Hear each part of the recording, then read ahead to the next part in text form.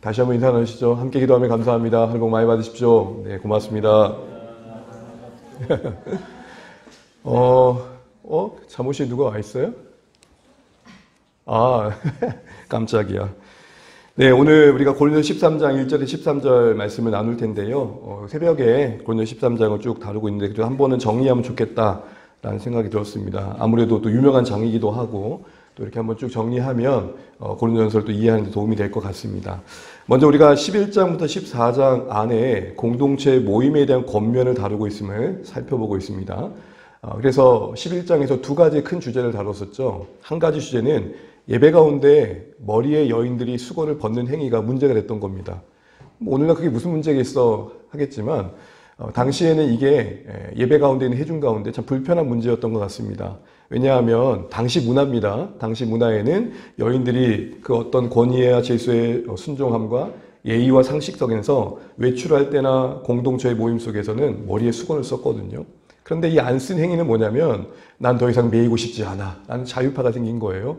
내가 하나님을 만난 사람인데 내가 놀라운 은사를 받은 사람인데 하면서 모든 걸 해체해가는 사람이 생긴 겁니다. 그런 가운데 바울이 권면했던 게 뭐냐. 권위와 질서와 상식을 무시하는 건 합당치 않다. 특별히 예배 모임 가운데 그런 것들이 무시되어서 어느 누군가에게 예배하는 게 방해가 된다면 그 또한 하나님이 원하시는 게 아닐 것이다 라는 것이죠. 더 쉽게 이해를 해보면 여러분 제가 요즘 힙합에 빠져가지고 있다고 생각하고 여러분 설교할 때 제가 힙합 모자를 쓰고 있다고 생각해 보시죠. 여러분 말씀 읽을게요. 13장 1절부터 3절 이러고 있다고 생각해 보세요. 아마 장로님부터 당장 끝나고 저 좀 보시죠 하실걸요. 그런 부분에 있어서 우리가 하나님께 집중하기 위한 환경이 또 관계가 지혜가 상식이 필요하다 이걸 얘기하는 겁니다. 그런 의미에서 어떤 교회마다 어떤 나라마다 지역마다 조금 생각할 것들이 많이 있겠죠. 두 번째로 나눴던 내용은 성찬에 대한 내용이었죠. 성만찬은 주님의 식탁, 주님의 성찬인데 일부 부유한 성도들이 자신들의 어떤 권한과 또 자신들의 어떤 상황들을 가지고 자신들만의 만찬으로 만들어버렸던 거죠. 그 핵심은 가난한 성도들을 기다려주지 않는 그런 사랑 없은 모습이 있었습니다. 그래서 모임이 유익이 안 되고 해가 됐던 거예요. 그래서 성도들에게 했던 말이 뭐냐? 성찬을 탐욕으로 탐심으로 자신의 만찬으로 만들지 말고 두렵고 떨림으로 그 안에 임한 하나님의 임재를 분별할 뿐만 아니라 함께하는 가난한 성도들을 돌아볼 수 있는 기다림이 필요하다. 그래서 성찬을 기다림의 관점에서 권면합니다. 그리고 이제 14장까지 다뤄지는 공동체 모임의 또 하나의 큰 주제는 은사인데 보시는 것처럼 12장부터 14장까지 은사가 무려 3장에 걸쳐 다루어지고 있습니다. 이 긴 분량이라는 것은 그만큼 바울이 할 말도 많다는 말이겠지만 교회 편에서는 그만큼 심각하게 다루어져야 할 문제라는 거겠죠. 자, 이런 상황을 염두하고 우리가 오늘 13장 내용을 읽어보게 되면 일단 은사를 다루고 있는 12장부터 14장은 12장에서는 일반적인 은사와 관련된 원리와 지침을 얘기하고 있다면 그게 가능하기 위해서는 13장이 필요하다는 것이고 그리고 14장은 그것을 구체적으로 적용한 예입니다. 그러므로 이런 큰 흐름 속에서 오늘 13장은 중심에 있다는 측면에서 우리가 바르게 이해할 필요가 있는 것이죠. 13장을 한마디로 말한다면 고린도 교회를 향한 바울의 진단과 처방이라 할 수 있을 것입니다.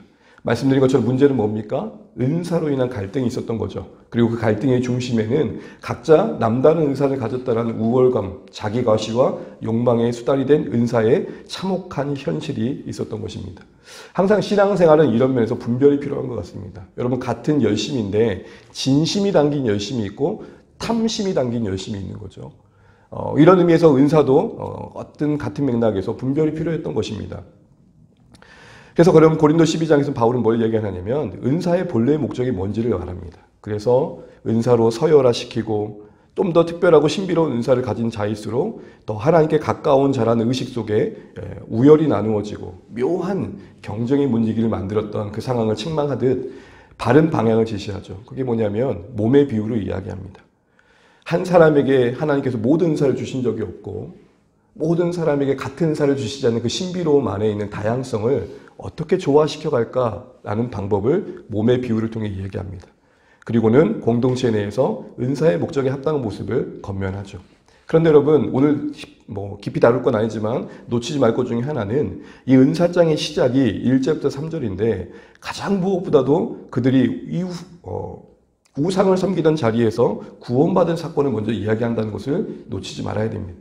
여러 은사들에 대한 이야기를 하기 이전에 구원의 은사, 구원받음의 은혜가 언급되고 있다는 것이죠.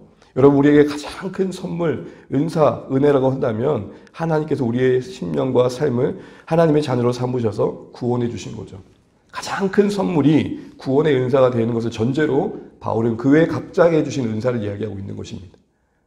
우리 각자의 은사가 비교되지 않을 만큼 이미 구원의 은사로 우리는 충분히 복을 받은 사람임을 각자가 알아야 된다는 것이죠. 정말 강렬한 태양빛 앞에서 촛불이 그 의미가 무엇입니까? 대낮에 촛불 들고 내가 더 박지 비교하는 것 자체가 말이 안 되는 것처럼 구원이라는 큰 은혜 안에서 가장 큰 은사 안에서 우리에게 각자에 달려주신 그 촛불의 차이가 뭔 의미가 있냐는 것이죠. 바울은 그런 관점에서 구원의 은사를 먼저 이야기하고 여러 은사를 이야기하기 시작했던 것이죠. 그런 가운데 다루는 핵심 구절은 바로 25절과 27절을 할 수 있을 것 같습니다. 우리 한번 읽어보겠습니다. 시작. 몸 가운데 분쟁이 없고 오직 여러 지체가 서로 같이 돌아보게 하셨느니라. 너희는 그리스도의 몸이요 지체의 각 부분이라. 아멘. 전반부의 26절까지 바울은 여러 은사들을 이야기하면서 몸의 비유로 그 은사의 다양성을 어떻게 함께 조화시켜 갈지를 원론적인 얘기를 합니다. 그러면서 27절부터는 너희는 이라고 시작하면서 그 일반적인 원리가 고린도 교회 성도들에게 적용되어야 됨을 강조하죠. 몸의 비유 속에서 말씀하고 있는 것은 앞서 말씀드린 것처럼 각자의 은사의 다름은 당연하다. 우리 몸의 지체가 다양한 것처럼. 코의 입장에서 눈을 바라보면서 내가 왜 눈이 안 될까 생각하는 게 말이 안 되는 거라는 거죠. 코가 코인 게 자연스럽듯 눈이 눈인 게 자연스러워야 된다는 거죠. 그 사이에 그 어떤 멸시나 그 사이에 어떤 우열이 자리 잡을 수 없다는 겁니다. 어떤 긴장감이라는 게 있을 수 없다는 것이죠. 여러분, 제가 이 몸이 기본적으로 우리가 건강하다는 생각을 해보게 되면 여러분 왼손을 이쪽에서 박수를 친다 그러면은 왼손이 가면 오른손 자연스레 가야죠. 근데 왼손은 여기 있고 오른손 여기 있으면 이게 심각한 문제가 생기는 거죠. 왼발은 왼쪽으로 가고 있는데 오른쪽으로 오른발로 가면 저는 이제 큰일 나겠죠. 가고자 하는 방향에 온몸이 함께 가는 게 자연스럽잖아요. 그런데 몸의 비유가 담기는 말하는 바는 분명히 이해되지만 그게 현실의 그리스도의 몸에 적용될 때는 어려운 게 있는 거죠. 왜 그럴까요? 우리 안에 있는 이기심과 또는 우리 안에 있는 욕망과 아직 그 몸의 비유를 감당하기에는 변화되어야 할 우리 모습들이 참 많은 거죠. 그래서 바울은 이렇게 방향을 제시한 뒤에 그 방향이 열매 맺기 위한 중요한 원리 하나를 얘기하는데 그게 바로 사랑장이었던 것입니다. 그래서 바울은 고린도서 12장 31절 은사의 기본적인 소개를 한 장을 마무리하면서 이렇게 이야기합니다. 고린도전서 12장 31절 같이 한번 읽어볼게요. 시작. 너희는 더욱 큰 은사를 사모하라. 내가 또한 가장 좋은 길을 너희에게 보이리라. 아멘. 은사의 여러 이야기를 하면서 결국 더 큰 은사를 말합니다. 아마 이 말은 여러 가지 바울의 의도가 있었을 것 같아요. 안 그래도 지금 고린도 교회 성도 안에는 어떤 은사가 더 크냐라는 갈등이 있었죠. 그런데 갑자기 하두를 제시하기를 더 큰 은사가 있다 그러니 아마도 내가 크다라고 생각했던 사람들 입장에서는 뭐지? 라는 생각을 했을 겁니다. 바울의 어떤 의도가 담겨 있겠죠. 그러면서 그 큰 은사라는 것은 다른 어떤 은사보다 더 큰 또 다른 은사가 있다는 차원이 아니라 그 말을 꺼내고 관심을 촉구한 뒤에 사랑을 꺼내죠. 이 말의 의미는 은사가 사랑 안에서 더 크게 영향력을 끼칠 수 있다. 더 크게 유익을 줄 수 있다라는 말일 것입니다. 그러면서 은사가 가야 할 길을 사랑으로 제시하는 거죠. 여기에 바로 진단과 처방이 있는 겁니다. 무슨 말일까요? 은사의 부요함이 고린도 교회의 특징이었지만 그 부요함과 다름이 다툼이 됐던 것은 사랑이 부족했기 때문이라는 거죠. 은사가 많아서 갈등이 있는 게 아니라 사랑이 부족해서 갈등이 생겼다는 겁니다. 그래서 바울은 교회다운 교회를 회복하기 위해서 하나님의 사랑을 강조하게 되었던 거죠.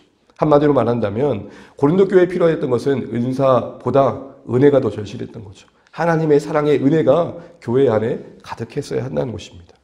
여러분, 어떤 분이 그런 말을 하더라고요. 정말 좋은 교회는 은혜가 풍성한 교회입니다. 형편과 상황은 각각 다르지만 그 형편과 상황 속에서 은혜가 각자에게 주어진 교회의 모든 환경을 가장 최적화한다는 것입니다. 최적화. 여기 에어컨이 있는데요. 이게 인공지능이 있는지 모르겠습니다. 보통 요즘 같은 경우에는 좀 비싼 거는 AI 기능이 있다 그래가지고 이 내부 공기에 맞게 이렇게 온도라든지 그 공기 청정 기능이라는 게 종합적으로 반응을 하잖아요. 딴 얘기 같습니까? 어디 딴 나라 이야기는 아니죠. 다들 알고 계시죠? 그래서 최적화 기능을 하면은 이 온도에 맞는 우리 신체의 조건에 맞는 걸 만들어주는 거잖아요. 무슨 말이냐면 뭘 갖고 있냐보다 중요한 것은 그 가지고 있는 바가 공동체에 가장 최적화되는 게 중요하다는 거죠. 만약에 가지고 있는 게 우리를 넘어뜨린다면 어떻게 보면 없는 게 더 나을 뻔했던 거죠.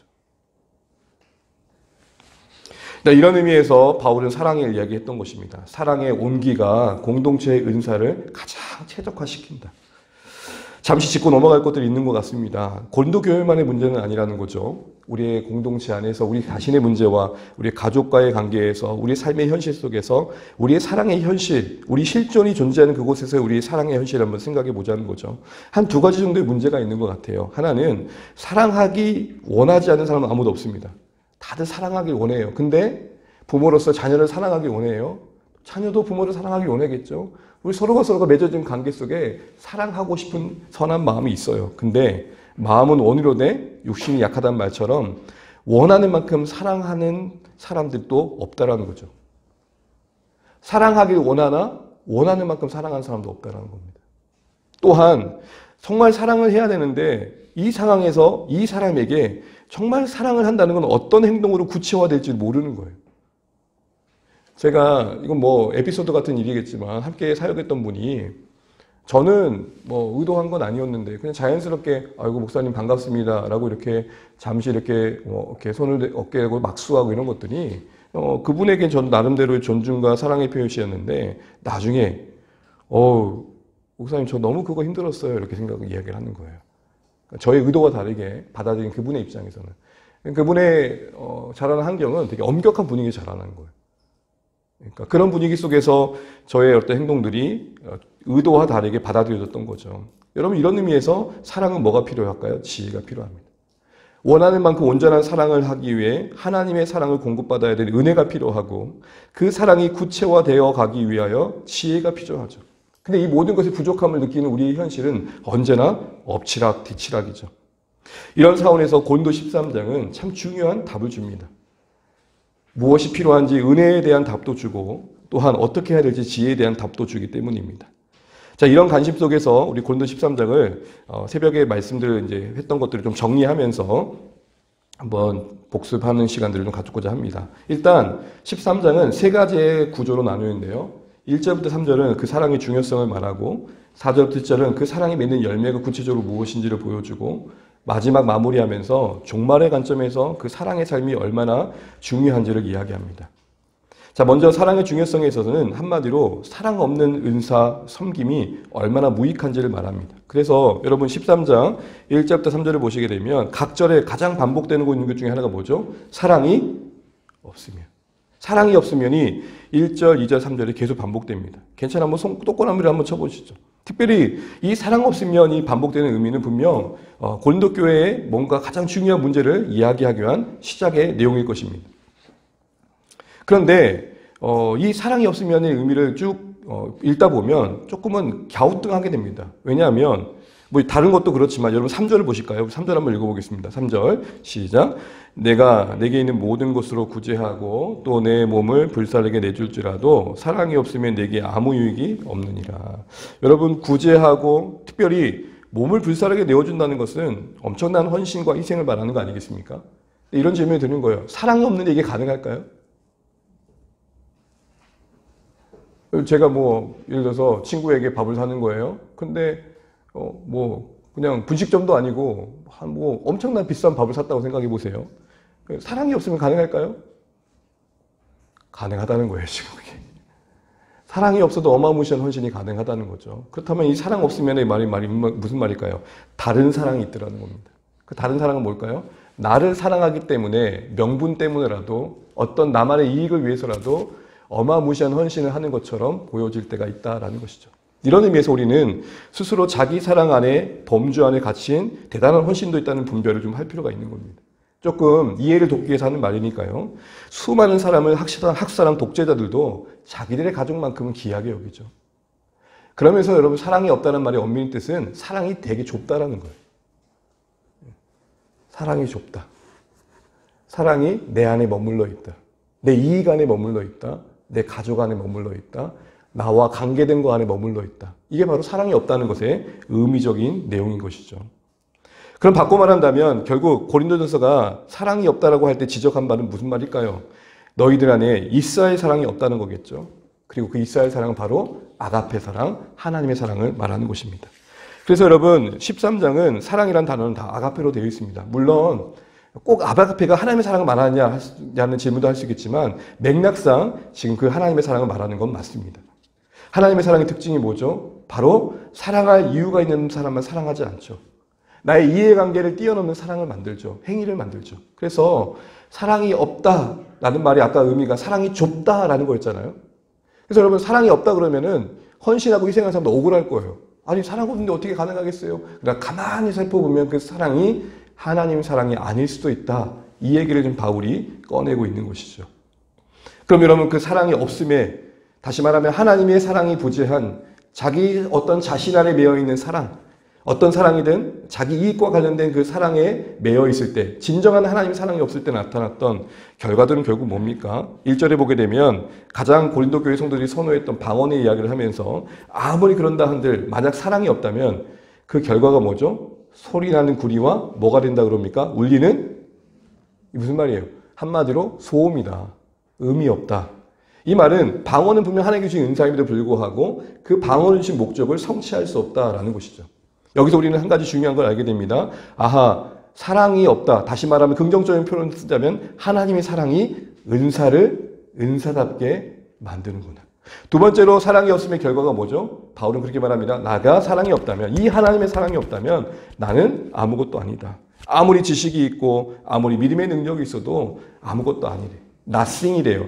이 말은 하나님 앞에서 자신의 모습을 말하겠죠. 아무리 대단한 지식이 있고 믿음의 열매를 맺는다, 믿음의 역사를 나타난다 할지라도 하나님 앞에서 남는 건 없다 이 얘기를 하는 겁니다. 결국 하나님의 사랑이 남는다는 겁니다. 우리 인생과 신앙의 여정 속에 내가 어떻게 했냐보다 더 중요한 것은 그것을 사랑으로 했냐가 중요하다는 것이죠. 3절을 보시게 되면 아무 유익이 없다 그러면서 뭐라고 말합니까? 3절 끝절에 내게 아무 유익이 없다. 앞서 말씀드린 것처럼 그렇게 대단한 헌신을 했음에도 불구하고 유익이 없다는 말은 그 자신에게 참된 열매가 맺히지 않는다는 것입니다. 그리고 참된 행복을 누릴 수 없다는 거죠. 예를 들어 이런 거예요. 정말 하나님의 사랑으로 한 사람은 그 대단한 헌신이 의가 되거나 자랑이 될 수 없겠죠. 그런 여지가 없겠죠. 그런데 자기 사랑의 근거에서 엄청난 헌신을 했을 때 내가 이 정도 하면은 사람들이 나를 좀 더 알아주겠지, 인정해주겠지 했는데 되돌아오는 결과가 기대치에 못 미쳐요. 그럼 딱 갖는 마음이 뭐죠? 3만 원짜리로 시켰어야 되는데 뭐 이런 생각이 듭니다.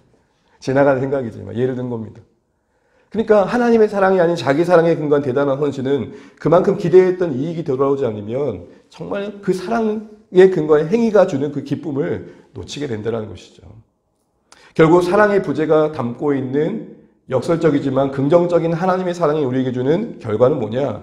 은사를 은사답게 하고 하나님 앞에 무언가 남을 만한 삶의 이야기가 되게 하시고 우리를 자라게 하고 정말 더 근본적인 행복으로 우리를 이끌어 준다는 겁니다. 자, 이런 사랑의 중요성을 언급하면서 바울은 그럼 이제 하나님의 사랑이 우리 안에 어떻게 구체적으로 나타날 수 있는지를 이야기합니다.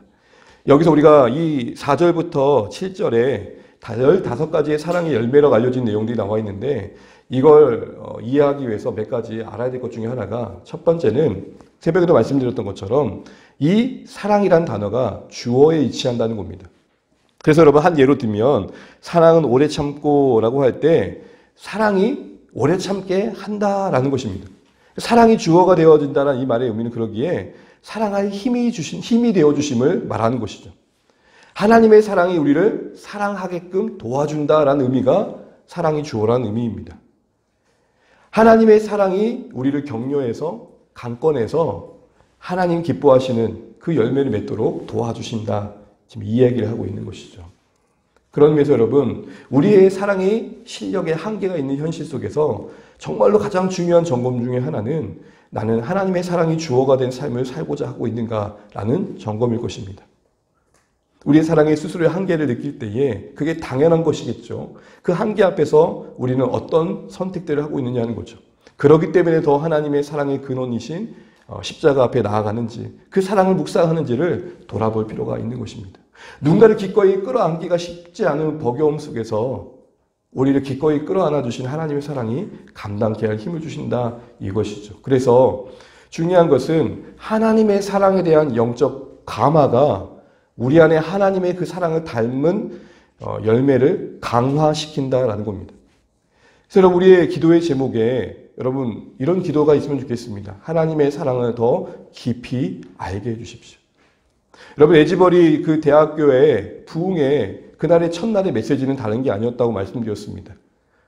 강사분이 앉아있는 학생들에게 이렇게 얘기를 한 거예요. 하나님의 사랑을 알기까지는 기도를 내려놓지 마십시오. 어떻게 보면 그냥 마무리한 멘트예요. 거기에 진지하게 반응한 일부의 학생들이 기도가 되고 그것이 시작이 되어서 아까 말씀드렸던 그 부흥의 아름다운 모습들이 나타났던 것이죠. 여러분, 우리의 가정의 부흥, 우리 공동체의 부흥이 내가 하나님 앞에서 얼마나 그 사랑이 무너지고 깨어지냐에 따른 사실들을 기억하시면 좋겠습니다. 그런 의미에서 여러분, 오늘 바울이 1절부터 3절에 이야기가 남다르게 와닿는 거예요. 분명 고린도 교회가 사랑 없는 사실을 지적하는데 너희가 사랑이 없으면 울리는 꽹과리가 된다. 너희가 사랑이 없으면 아무 소용없다라고 이야기하지 않고 있고 바로 그 자신의 1인칭 주어를 써서 나의 경우에도 나도 사랑이 없으면 아무것도 못해, 이 얘기를 하고 있다는 것이죠. 이 말은 즉슨 바울도 이 하나님의 사랑의 감화가 절실함을 늘 느꼈던 것이죠. 두 번째로 볼 수 있는 것은 그 하나님의 사랑이 아가페가 주어라는 것과 함께 더불어 그 사랑의 열매는 동사라는 겁니다. 언뜻 보면 사랑은 온유하며 라고 하면 형용사처럼 보여요. 그냥 상황을 설명하는 것 같아요. 그러나 동사예요. 사랑이 온유하게 합니다 라는 것입니다. 결국 이 말은 하나님의 사랑은 우리의 관계 속에서, 상황 속에서 적합한, 이게 참 중요한 것 같아요. 그 상황에 적합한 열매를 맺도록 역사하신다라는 것이죠. 그래서 이 사랑의 열매가 15가지가 있는데 가만히 보게 되면 여러 가지를 이야기할 수 있지만 공통점은 뭐냐? 내가 얼마나 열정을 가지고 있고 내가 얼마나 그 사람을 위하고자 하는 마음의 정당성을 넘어서 그 상대방이 느낄 때 얼마나 유익이 되느냐에 더 포커스가 있습니다. 그 열매의 특징이. 또 하나는 하나님의 주권보다는 앞서려고 하지 않더라는 것입니다. 열매의 15가지의 특징을 보면 그 정도의 특징이 담겨 있고 또 하나는 그 열매 하나하나가 하나님의 성품을 드러내고 있더라는 것이죠. 자, 그런 의미에서 이런 열매를 맺혀간다는 것은 우리를 부르신 거룩의 성화의 여정에 정말 중요한 삶의 모습이어야 된다는 것입니다. 다 살펴볼 수는 없지만 작년에 우리가 5월의 관계의 달에 5월에 한 6월까지 해서 사랑장을 살펴봤습니다. 기회가 되신다면 각각의 열매를 설명한 말씀을 유튜브에서 한번 살펴보시면 좋겠다 싶고요. 간단하게 보면 오래 참음은 넓은 가슴을 말합니다. 되받아 치고 싶은 복수의 마음을 내려놓고 열린 호의를 자꾸 유지하려는 의지를 말합니다. 온유는 마냥 부드러운 게 아니라 적절한 친절을 베풀 줄 아는 것입니다. 한마디로 따뜻한 손길입니다. 오래 참고 온유를 비교한다면 오래 참음은 던지는 화살 앞에서의 반응이라면 온유는 좀 더 적극적으로 내가 다가가는 것을 말합니다. 여기서 3절, 세 번째부터 시작되어지는 아니함의 내용을 보게 되면 일단 시기는 타인을 인정하지 않는 거고 경쟁 대상으로 여기면서 자기를 좀 더 우위에 두려는 경향을 말합니다. 그래서 나온 유명한 말이 있습니다. 사촌이 땅을 사면 뭐가 아프죠? 예, 다 알죠. 배가 아파요. 또한 반대편에서 시기는 자랑과 함께하죠. 여러분, 우리 안에 멀쩡했던 마음이 시기가 일어나지 않아요. 누군가 뭔가 뭐 하면 뽐내면 시기의 마음이 같이 가는 거죠. 그래서 자기 뽐냄과 허영을 부리는 태도가 바로 자랑입니다. 그걸 하지 않는 거예요. 다섯 번째 교만은 그 시기와 자랑의 뿌리가 되는 이기심을 말합니다. 자기중심성. 이거는 우리 모두에게 있다는 것을 제가 증명해낼 수 있어요. 가장 쉬운 증명 중에 하나는 단체 사진 찍을 때 누가 잘 나오냐가 중요한 거죠. 가장 사진이 잘 나온 사진은 뭐죠? 남의 다 눈을 감든 상관없어요.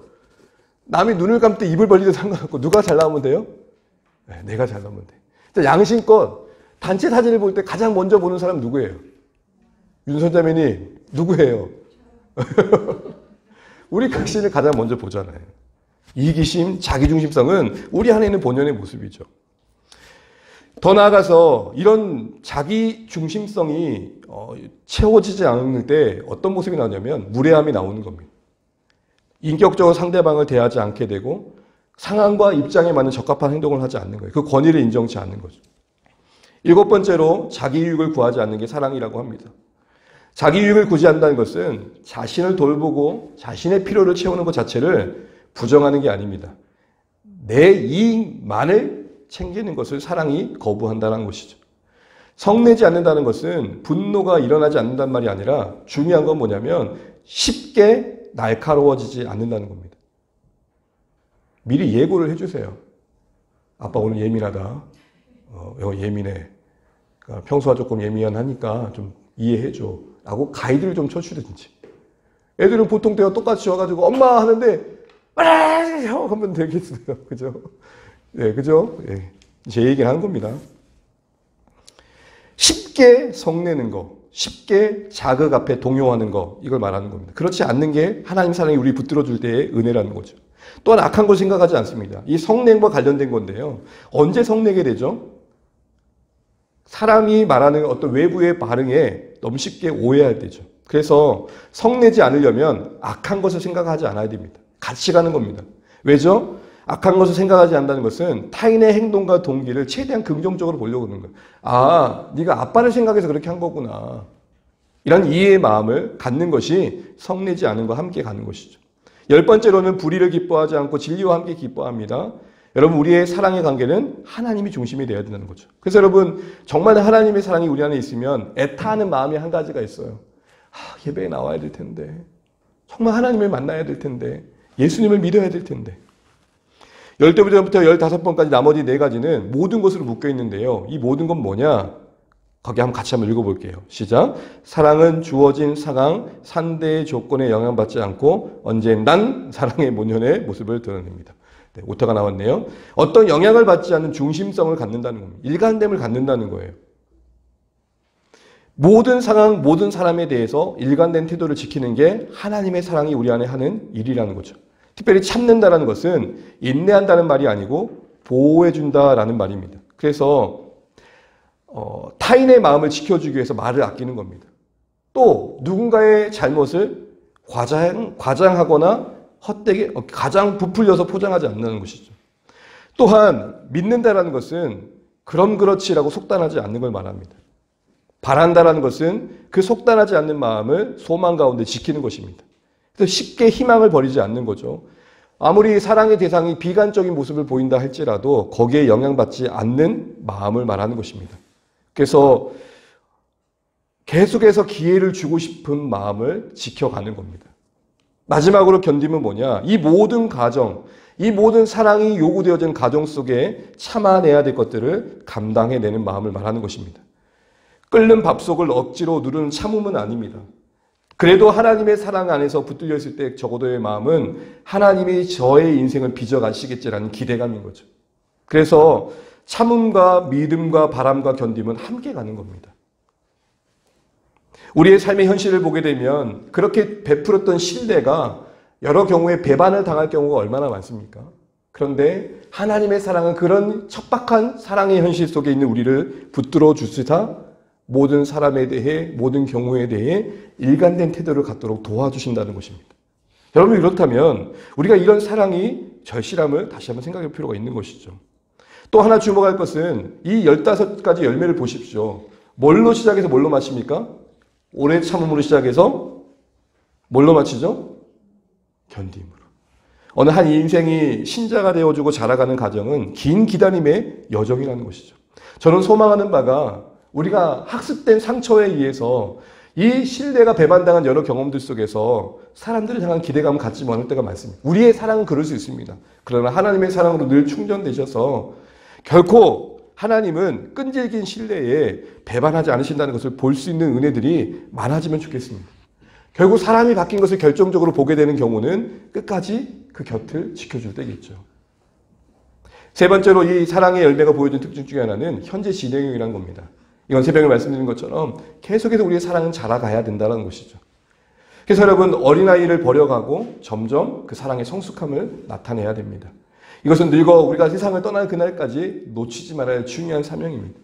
여러분, 우리 안에 사랑이 자라가고 있는지를 한번 돌아보십시오. 이거는 가장 가까운 사람이 제일 잘할 겁니다. 한번 조용히 물어보십시오. 여보, 어때? 내가 좀 바뀐 거 있는 것 같아? 애들아, 어때? 내가 좀 바뀐 거 있는 것 같아? 아니, 애들아, 어때? 아빠가 좀 바뀐 게 있는 것 같아? 우리는 서로의 온전함 때문에 마음을 맡기는 게 아닙니다. 그렇죠? 달라져가는 작은 가능성과 변화 속에서 위로받는 거죠, 서로. 실망도 더 많이 주고받을 수 있습니다. 그러나 적어도 진행 행위가 중요한 겁니다.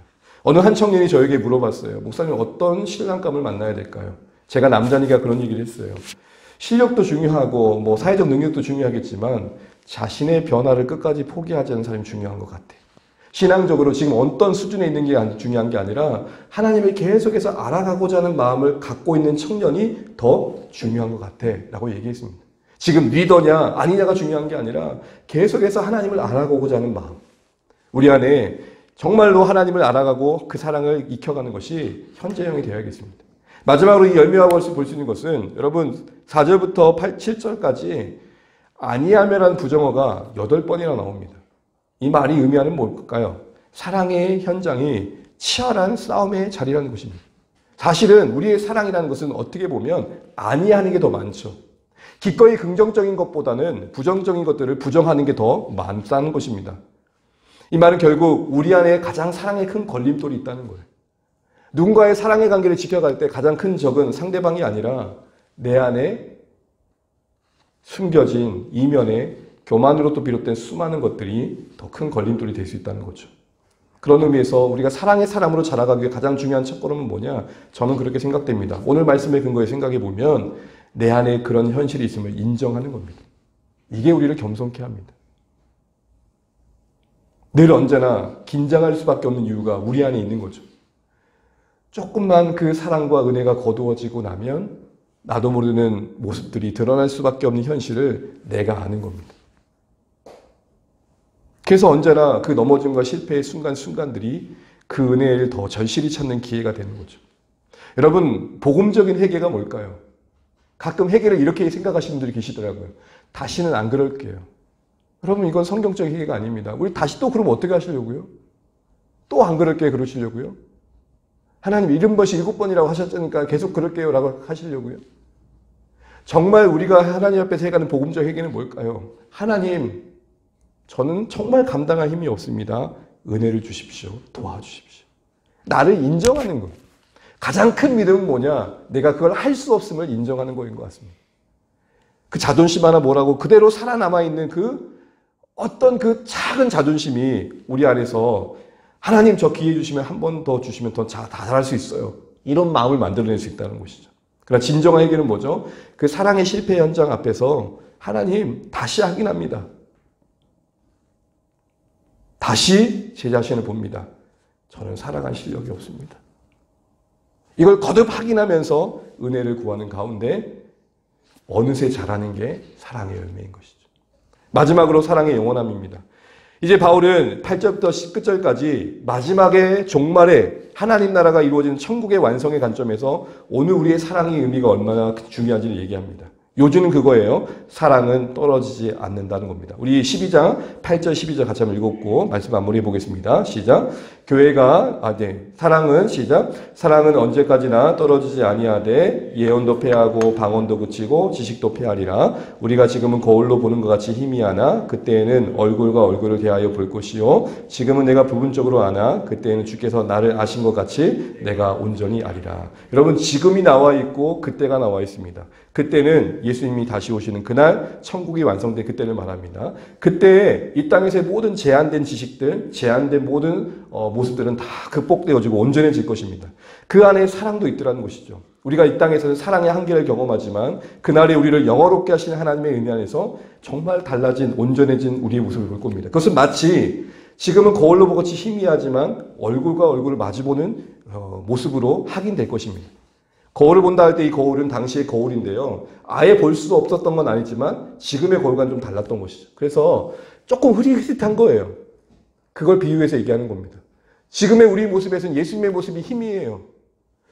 나타나기도 하고 안 나타나기도 하고. 그러나 그날에 우리는 온전해진 서로의 모습을 보면서 기뻐할 거예요. 서로 하나님의 영화로운 모습 속에서 즐거워할 거라고요. 그날을 그럼 그때로만 미뤄놓은 게 아니라 그때가 있기 때문에 지금이 있어야 된다 이 얘기를 하고 있는 겁니다. 지금. 그때 그렇게 온전해질 게 우리의 모습이고 그때 그 온전해질 모습이 하나님이 우리를 이끌어가는 방향이니 그 구원을 향한 소망이 우리의 삶이라면 그 구원의 내용이 사랑의 온전함과 성숙함이라면 오늘 그날에 합당한 오늘은 뭐겠느냐? 사랑의 실력을 키우는 거 아니겠느냐? 이 얘기를 하고 있는 것입니다. 어떤 은사를 주었든 어떤 역할을 주었든 중요한 건 그 모두가 사랑의 연습의 기회가 되어야 한다는 것이죠. 사랑을 연습하고 사랑이 자라가고 사랑을 훈련해 가야 된다는 거죠. 그래서 여러분 저는 이런 말씀을 드리고 싶어요. 잘하는 것보다 더 중요한 것은 자라나는 겁니다.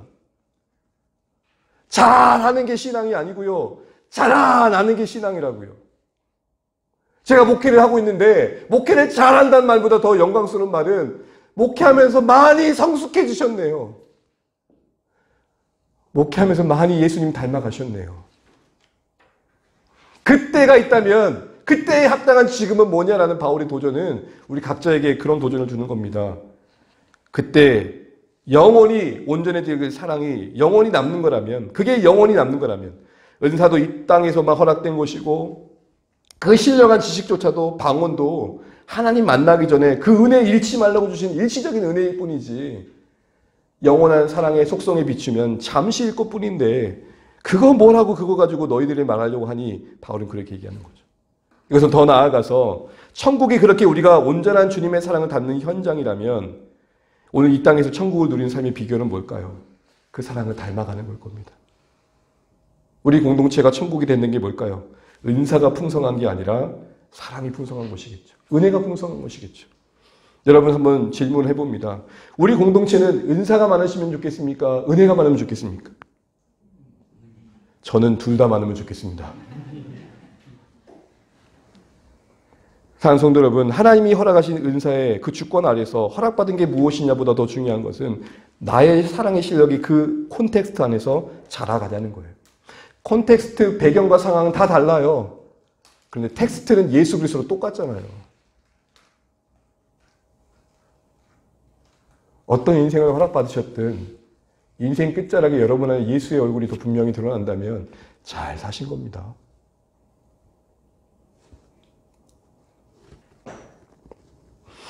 그런 의미에서 바울의 도전 앞에서 우리가 신앙적으로 구별된다는 게 뭔지를 생각해 보시죠. 거듭 말씀인 것처럼 신앙이 유별나고 남다른 게 대단한 게 아니라 하나님의 사랑으로 각자의 삶의 방식을 살아내는 것일 것입니다. 이런 의미의 결론은 그것입니다. 저는 고린도서 13장의 결론을 이렇게 말합니다. 사랑이 사역이다. 여러분 이게 우리 현실 속에 깊이 이해되어 주시고 이게 기도 제목 되어 주시고 어떻게 이 사랑이 사역이라는 것을 이룰 수 있는지 생각해 보십시오. 이 말은 다르게 말하면 이런 것입니다. 사랑을 대신할 사역은 없다. 사랑을 대신할 헌신은 없다. 이거 기억하시면서 고민하고 돌아보며 잘 하십시오. 잘 한다는 말도 많이 들으십시오. 그러나 더불어 자라나갈 수 있는 우리의 신앙이 되시기를 주의 이름으로 축복합니다.